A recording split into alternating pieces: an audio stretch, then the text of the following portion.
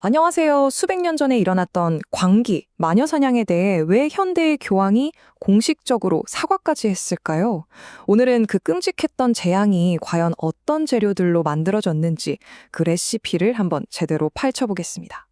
이 질문에 대한 답을 찾으려면요, 유럽의 마녀 사냥을 그냥 옛날 사람들이 미신을 믿어서 정도로 생각하면 안 됩니다.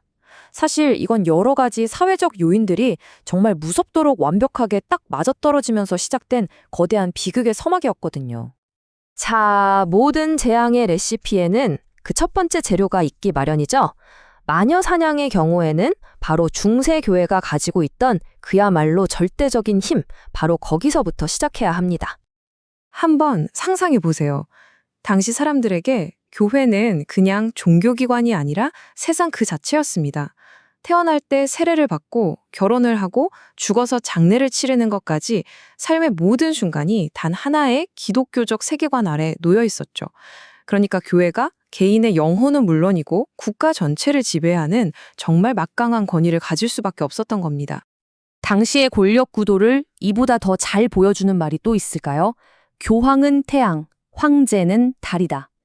이게 무슨 뜻이냐면 달이 스스로 빛을 내는 게 아니라 태양빛을 받아야만 빛나는 것처럼 왕이나 황제조차도 그 권위를 교황으로부터 받는 존재다. 이렇게 여겨졌다는 거죠. 정말 대단하죠? 자, 이렇게 절대 권력을 손에 쥔 교회는 이제 자신의 적이 누구인지 규정하기 시작합니다. 바로 이 지점에서 재앙의 불꽃이 탁 하고 튀기 시작한 건데요. 그 첫 번째 표적은 바로 교회의 교리에 감히 도전하는 사람들이었습니다. 원래 마녀라고 불리던 사람들은요, 약초를 잘 다루거나 아이를 받거나 마을의 상담가 역할을 하는 어떻게 보면 공동체에 꼭 필요한 인물인 경우가 많았어요. 그런데 교회가 이들을 악마와 계약한 하수인이라는 아주 끔찍한 존재로 완전히 재정의해버리면서 모든 게 바뀌어버린 겁니다. 사실 교회는 마녀를 사냥하기 전에 프랑스의 알비파 같은 이단자들을 먼저 박해하면서 적을 찾아내고 또 제거하는 시스템을 아주 완벽하게 만들어 놓았습니다. 그리고 이제 이 무시무시한 시스템이 새로운 사냥감을 향해 방향을 틀게 된 거죠. 자, 교회는 적을 만들었습니다. 이제 그 작은 불꽃에 기름을 부을 차례였는데요.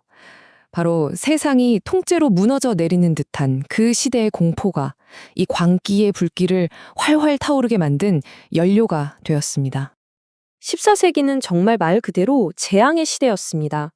갑자기 기온이 뚝 떨어지는 소빙하기가 와서 굶주림이 시작됐고요. 곧이어 유럽 전체를 휩쓴 흑사병이 닥쳤죠. 거기다 영국과 프랑스는 100년 넘게 전쟁을 벌였어요. 사람들은 정말 상상조차 힘든 고통 속에서 하루하루를 버텨내고 있었던 겁니다. 흑사병 하나만으로 유럽 인구의 무려 3분의 1이 사라졌습니다. 한번 생각해 보세요. 내 주변 사람들 3명 중 1명이 속수무책으로 죽어나가는 세상. 살아남은 사람들은 이 끔찍한 고통의 원인이 대체 뭘까? 필사적으로 그 답을 찾고 있었겠죠. 네, 바로 이겁니다. 이 끝없는 죽음과 혼돈 속에서 사람들은 이 모든 불행을 설명해 줄 단 하나의 명쾌한 답, 그러니까 모든 걸 뒤집어 씌울 희생양이 필요했던 겁니다. 그리고 그 답으로 지목된 게 바로 악마, 그리고 그의 지상 대리인인 마녀였던 거죠. 공포는 이미 사회 전체에 만연해 있었어요. 하지만 이 막연하기만 했던 공포를 아주 체계적인 파괴의 기술로 바꿔버린 결정적인 계기가 있었습니다. 놀랍게도 그건 대량으로 생산된 단 한 권의 책이었습니다. 1487년에 출판된 책 말레우스 말레피카룸, 우리말로는 마녀의 망치라고 하죠.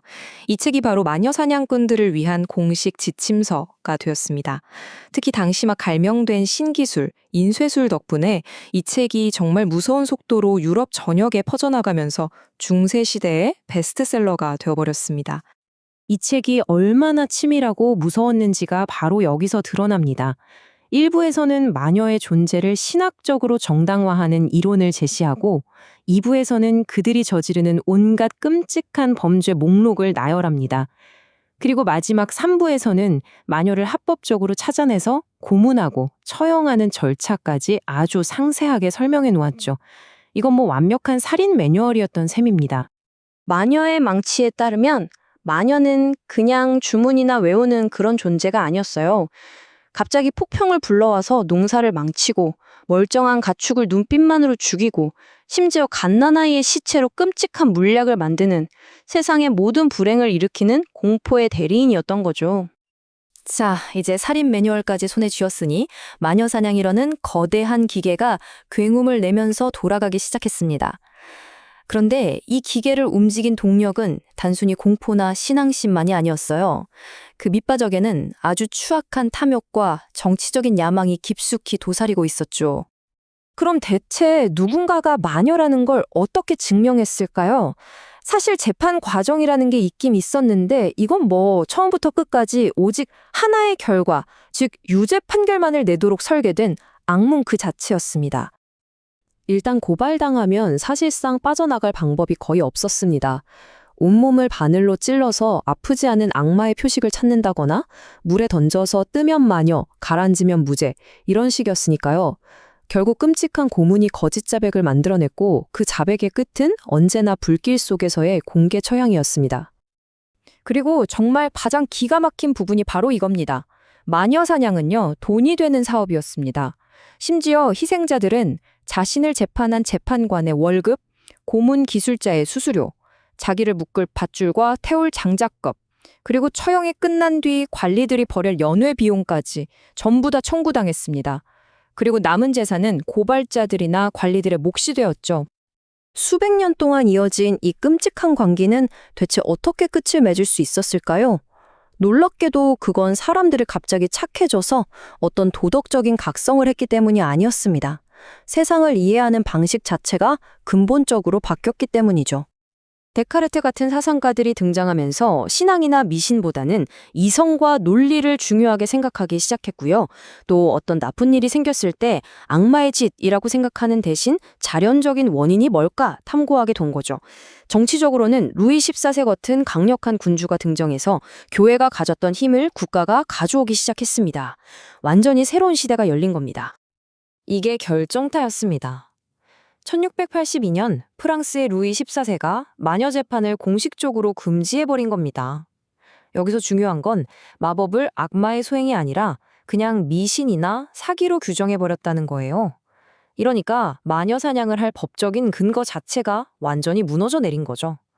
다른 나라들도 곧 그 뒤를 따랐습니다. 이 길고 어두운 역사가 오늘날 우리에게 주는 교훈은 아주 명확합니다. 한 역사학자의 말처럼 마녀 사냥은 사회가 복잡하고 어려운 문제에 부딪혔을 때 깊이 생각하기를 멈추고 모든 책임을 뒤집어 씌울 아주 단순하고 사악한 희생양을 찾으려는 유혹에서 시작된다는 겁니다. 그리고 그 위험은 시대를 불문하고 언제나 우리 곁에 있다는 것이죠. 그리고 이것은 우리에게 마지막으로 이런 질문을 던집니다. 과거의 역사를 되돌아보면서 과연 오늘날 우리 사회에서는 비슷한 패턴의 공포와 희생양 만들기, 그리고 맹목적인 도덕적 확신이 어디에서 또 어떤 모습으로 벌어지고 있는지 한 번쯤 생각해 봐야 하지 않을까요?